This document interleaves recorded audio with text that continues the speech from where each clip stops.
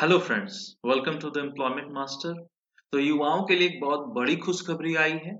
UPSC ने अपना CDS का एग्जाम निकाला है 2022 का। पहला जो 2022 का एग्जाम है उसका नोटिफिकेशन आ चुका है।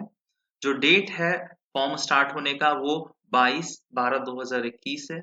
इसमें बहुत सारी चीजों को ध्यान में रख के इस फॉर्म को भरा जाता है, क्योंकि जो यूपीएससी है वो बहुत सारे क्राइटेरिया लगाते हैं कि कौन से बच्चे इस फॉर्म को भर सकते हैं, कौन से बच्चे इस फॉर्म को नहीं भर सकते हैं। अगर आप छोटी-छोटी चीज़ों को नहीं ध्यान में रखेंगे, तो आप फॉर्म भर भी दें तो आपका फॉर्म रिजेक्ट हो जाएगा, या फिर अगर आप उस फॉर्म को भर भी देते हैं और एग्ज़ामिनेशन क्वालीफाई कर जाते हैं, उसके बाद आप इंटरव्यू में जाते हैं तो वहाँ पे आप डिस्क्वालीफाई होने का चांसेस ज़्यादा हो जाते हैं। तो आपको अगर इन चीज़ों को जानना है कि कौन-कौन सी चीज़ें आपको ध्यान में रखनी है ताकि आप अच्छे तरीके से फॉर्म को भर सकें और अच्छे तरीके से इस फॉर्म को निकाल सकें, एग्ज़ाम पास कर सकें, तो अंतिम तक बने रहिए इस वीडियो पे, क्योंकि मैं एक-एक डिटेल को अच्छे से एक्सप्लेन करने वाला हूँ। इस वीडियो को स्टार्ट करने से पहले मैं आप सभी से रिक्वेस्ट करूंगा कि आप कृपया करके इस चैनल को लाइक करें, सब्सक्राइब करें और शेयर करें अपने दोस्तों के साथ, ताकि उनको भी ये सारी अच्छी जानकारियां मिल सके। तो चलिए शुरू करते हैं। तो जैसा कि आप देख पा रहे हैं कि union public service commission UPSC ने अपना सीडीएस का एग्जाम निकाला है, जो कि 22/12/2021 से शुरू हो गया है।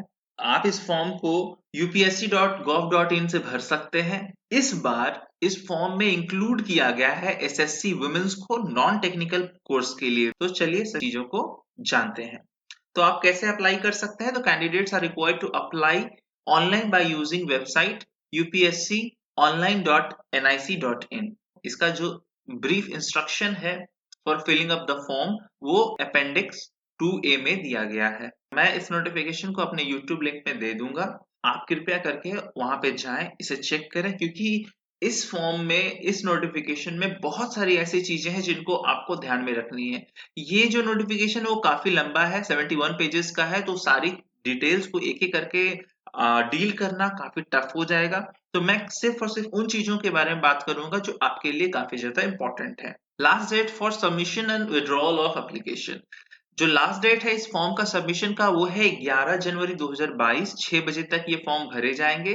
The applicants can be withdrawn from 18/1/2022 to 24/1/2022 till 6 PM। किन्हीं बच्चों को लगता है कि मैं इस फॉर्म के लिए अभी एलिजिबल नहीं हूं, या फिर मैंने इसे गलती से भर दिया था, मैंने अभी तक इसके लिए कोई प्रिपरेशन नहीं की है, तो 18/1 तक आप इस फॉर्म को विड्रॉ भी कर सकते हैं, मतलब वापस भी ले सकते हैं अपना नाम। The eligible candidate shall be issued an e-admit card 3 weeks before the commencement of the examination।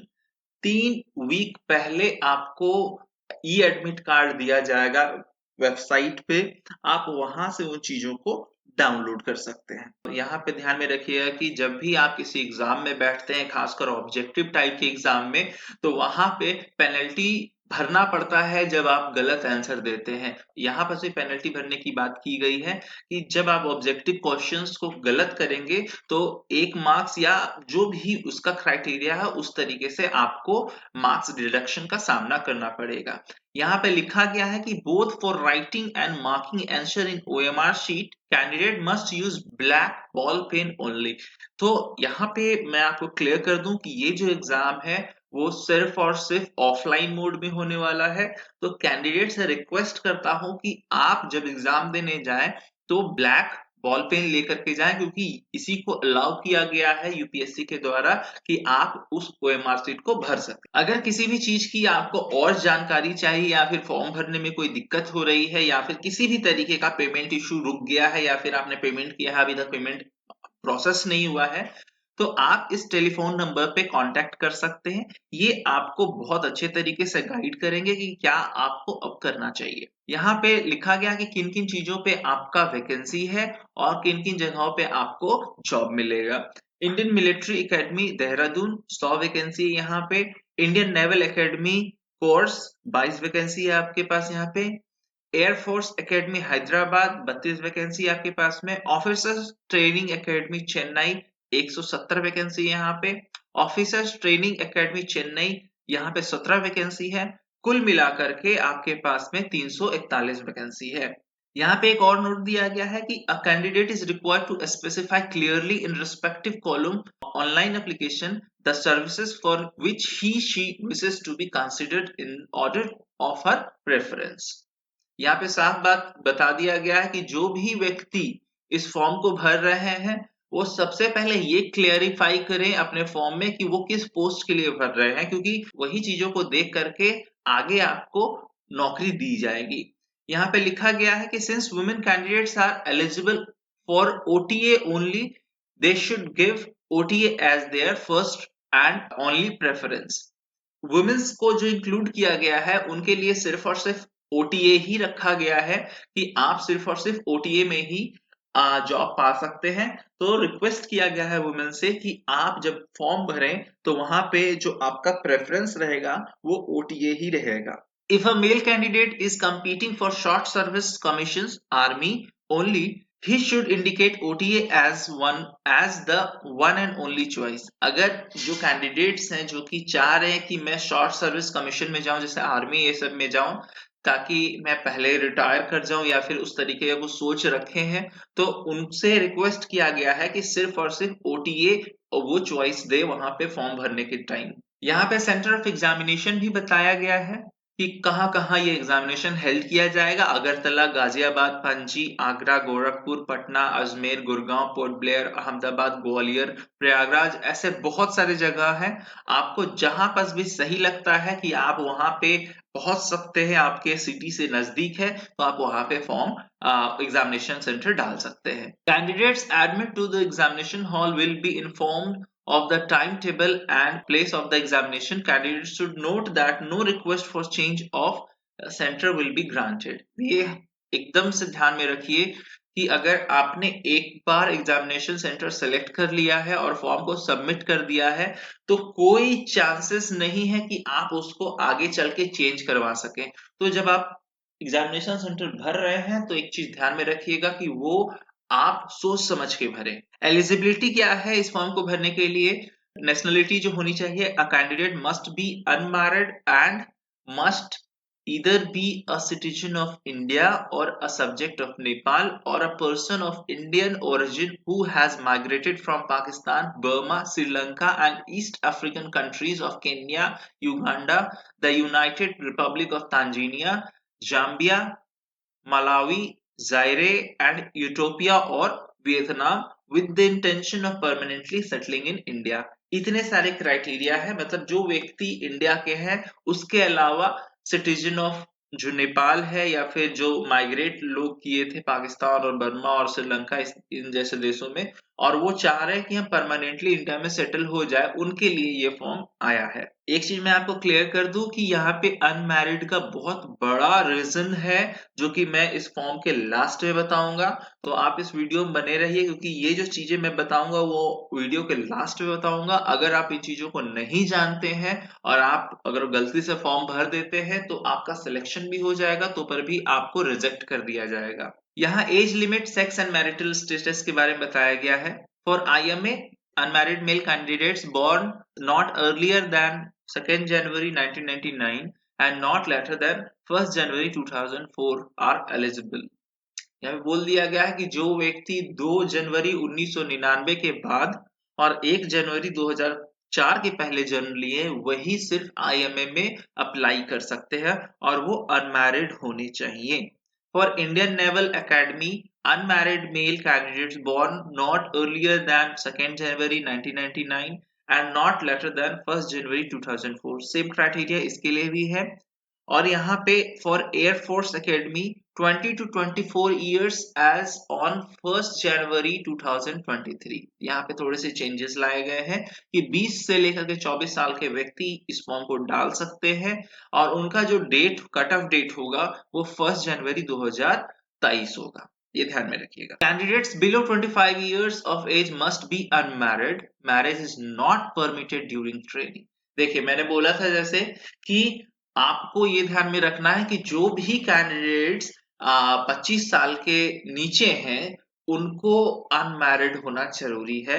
और अगर आप ट्रेनिंग में चले जाते हैं, आपका सिलेक्शन हो जाता है तो आप उस समय मैरिज नहीं कर सकते हैं। एजुकेशन क्वालिफिकेशन क्या होना चाहिए इन सभी पोस्ट के लिए, तो यहाँ पे बताया गया है for IMA officers training academy Chennai, degree of a recognised university और इक्विवेलेंट। आप ग्रेजुएशन होने चाहिए for IMA, for Indian naval academy degree in engineering from a recognised university और इंस्टीट्यूशन, आपके पास बीटेक की डिग्री होनी चाहिए। For air force academy degree of a recognised university with physics and mathematics at +2 level of bachelors और bachelor of engineering. Indian air force academy में अगर आपको ज्वाइन करना है तो आपके पास में डिग्री होना चाहिए यूनिवर्सिटी का, ग्रेजुएशन होना चाहिए और उसके साथ ही साथ 10+2 में मतलब 12th में आपके पास फिजिक्स और मैथ्स होना चाहिए या फिर कोई इंजीनियरिंग की डिग्री होनी चाहिए। Candidates who are studying in final year semester degree course and have yet to pass the final year degree examination can also apply. जो लोग अभी फाइनल ईयर में हैं वो लोग भी इस फॉर्म को अप्लाई कर सकते हैं, लेकिन एक चीज ध्यान में रखिएगा कि जो लोगों का बैक लगा हुआ है पिछले कुछ सेमेस्टर्स में वो लोग इसको अप्लाई नहीं कर सकते हैं, यहाँ पे बता दिया गया है। यहाँ पे ये भी बताया गया कि candidates who are debarred by the ministry of defence from holding any type of commission in the defence services shall not be eligible. जो भी लोग जिनको मिनिस्ट्री ऑफ डिफेंस ने अपने कार्य क्षेत्र से निकाल दिया है वो इस पोस्ट के लिए एलिजिबल नहीं है। अब बात करते हैं फिजिकल स्टैंडर्ड्स की। Candidates must be physically fit according to the physical standards for admission to combined defence services Examination 1 2022 as per guidelines given in the Appendix 4। 4 में दिया गया है पूरा डिटेल स्ट्रक्चर दिया गया है कि आपको किन किन चीजों में स्वस्थ होना होगा, कितना हाइट होना चाहिए, आई साइट कितना होना चाहिए, ये सब सारी चीजें आपको वहां पे बताई गई है। फी की अगर बात की जाए, candidates excepting female SC ST candidates who are exempted from payment of फी।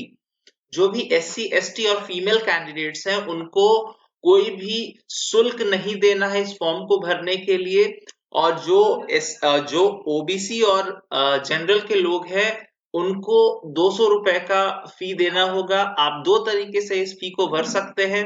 पहला है कि आप ऑनलाइन भर सकते हैं अपने credit card, debit card, internet banking से। एप्लीकेंट्स को यह भी बताया गया कि applicants who opt for pay by cash mode should print the system generated pay in slip during the part 2 registration and deposit the fee at the counter of SBI branch on the next working day only. Pay by cash mode option will be deactivated at 11:59 PM of 10/1/2022। जो candidates पे by cash करना चाहते हैं वो एक system generated pay slip उनको मिलेगा second part of registration में, वो उसको ले जा करके अगले ही दिन उसको ले जा करके आपको सबमिट करना है SBI के ब्रांच में। आपको पे करना है वहां पे पैसा और वो फिर आपको जो स्लिप देंगे उसका सारा डिटेल आपको एप्लीकेशन में भरना होगा। यहाँ पे एक नोट दिया गया है, for the applicants in whose case payment details have not been received from the bank, they will be treated as fictitious payment case and their application will be rejected in the first instance. A list of all such candidates shall be made available on the commission website within 2 weeks after the last day of commission of the online application. The applicant shall be required to submit the proof of their fee payment within 10 days from the date of such communication, either by hand or by speed post to the commission. On receipt of documentary proof, genuine fee payment case will be considered and their application will be revived। मतलब कि बताया गया है कि जिनका payment हो गया है और उनको अपडेट नहीं हुआ है, उनका हो सकता है किसी सर्वर प्रॉब्लम के कारण से आपका अपडेट नहीं हुआ है पेमेंट, तो जो UPSC है वो आपका 10 दिन के बाद में आपको एक सूची निकाल देगी कि किन किन व्यक्तियों का पेमेंट नहीं हुआ है या फिर पेमेंट जमा नहीं हो पाया है किसी कारणवश। तो आप इस सूची को जरूर देखें क्योंकि हो सकता है कि आपका भी इस तरीके का पैसा फंस सकता है। तो आप इस सूची को अगर देखेंगे और आप अपना नाम वहां पे पाते हैं तो आप एक काम कर सकते हैं कि आपका जो प्रूफ है जब आप पेमेंट कर रहे थे तो आप उसका प्रिंट आउट निकाल करके स्पीड पोस्ट के द्वारा UPSC के हेडक्वार्टर्स में भेज सकते हैं, और नहीं तो आप बाय हैंड भी उसको दे सकते हैं, मतलब वहां जाकर के भी आप प्रेजेंट कर सकते हैं। अगर यूपीएससी को लगता है कि आपका जितना भी पेमेंट है वो जेन्युइन है, तो वो आपका फॉर्म को रिवाइव कर देगा, और नहीं तो फिर आपको रिजेक्ट कर देगा। स्कीम ऑफ एग्जामिनेशन क्या होगा, किस तरीके से सवाल पूछे जाएंगे, क्या सिलेबस होगा, क्या स्टैंडर्ड्स होगा, इसके बारे में भी यूपीएससी ने बताया है। The competitive exam comprises written examination as shown in para 2 below, interview for intelligence and personality test with part B of this appendix of such candidate as may be called for interview at one of services selection center। तो दो तरीके, दो part में इसका exam होगा। पहला होगा written, उसके बाद फिर आपको इंटरव्यू देना होगा। रिटन में जो सब्जेक्ट्स आपको चाहिए for admission to Indian military academy, वो सब्जेक्ट क्या क्या चाहिए होंगे। इंग्लिश होगा, उसमें 2 घंटे का 100 मार्क्स का, जनरल नॉलेज होगा 2 घंटे का 100 मार्क्स का, एलिमेंट्री मैथ्स होगा 2 घंटे का 100 मार्क्स का। For admission to training academy subject होगा इंग्लिश 2 घंटे का और जनरल नॉलेज होगा 2 घंटे का। The maximum mark allotted to written examination and to the interviews will be equal for each course. That is, the maximum marks allotted to the written examination and to the interview will be 300, 300, 300 and 200 each for admission to the Indian Military Academy, Indian Naval Academy, Air Force Academy and Officers Training Academy respectively। जो भी marks आपको allot किए गए हैं written में और interview में, वो यहाँ पे डिस्क्रिप्शन में दे दिया गया कि 300 प्लस 300 प्लस 300 प्लस 200। मतलब अगर आपको कोई किसी भी पोस्ट में जाना है, चाहे इंडियन मिलिट्री एकेडमी में जाना है, चाहे इंडियन नेवल एकेडमी में जाना है, चाहे एयरफोर्स इंडिया में जाना है, या फिर ऑफिसर्स ट्रेनिंग एकेडमी में जाना है, आपको जो मार्क्स कैटेगराइजेशन होगा वो 300, 300, 300 एंड 200 होगा।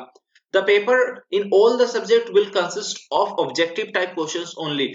तो पहला जो रिटन एग्जामिनेशन होगा वो आपका ऑब्जेक्टिव टाइप का क्वेश्चन ही आपको आएंगे और नेगेटिव मार्क्स भी उसमें रहेगा। तो कृपया करके इसको अच्छे से एग्जाम दीजिएगा ताकि आपका ज्यादा नेगेटिव ना हो पाए, क्योंकि अगर आप नेगेटिव मार्क्स ज्यादा करते हैं तो आपका सिलेक्शन होने का चांसेस कम हो जाएंगे। ये भी बताया गया है कि 4 सीरीज में आपको क्वेश्चंस दिए जाएंगे, series A, series B, series C और सीरीज डी।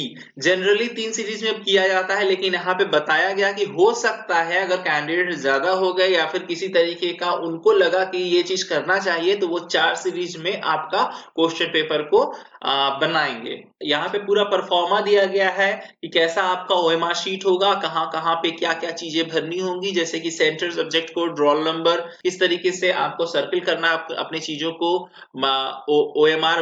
ओएमआर शीट में वो भी यहाँ पे बताया गया है कि बुकलेट सीरीज अगर आपका ए है तो आप किस तरीके से मार्क करेंगे, अगर आपका रोल नंबर 081276 है तो आपको किस तरीके से मार्क करना है ओएमआर शीट में। ये सब सारी चीजें यहाँ पे बताई गई हैं। अब बात की जाए कि आपका फिजिकल स्टैंडर्ड्स क्या होगा, तो हाइट आपको यहाँ पे बताया गया कि हाइट और वेट किस तरीके का होना चाहिए। तो यहाँ पे एज जो 17 से 20 है, एज 20+1 जो है, उनके लिए यहाँ पे पूरा का पूरा डिस्क्रिप्शन, एक पूरा चार्ट दे दिया गया है।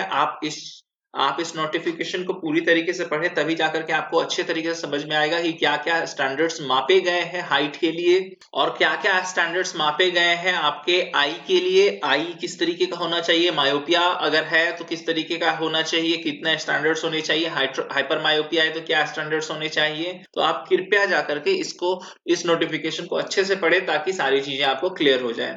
यहाँ पे बता दूं कि अगर आपका पहले इंजरी हो चुका है, चाहे वो स्पाइन का इंजरी हो, चाहे वो नर्व का इंजरी है, तो यहाँ पे बता दिया कि case of old fracture of spine are unfit, any residual deformity of a spine or compression of a vertebra will be cause for rejection। ये ध्यान में रखिएगा, जो भी स्पाइन इंजरी है, जो भी पुराना स्पाइन इंजरी है, उनको अलाउ नहीं किया गया है और नर्व इंजरी को भी यहाँ पे अलाउ नहीं किया गया है। तो आप जो भी व्यक्ति इन चीजों से ग्रसित हैं वो इस फॉर्म को ना भरे।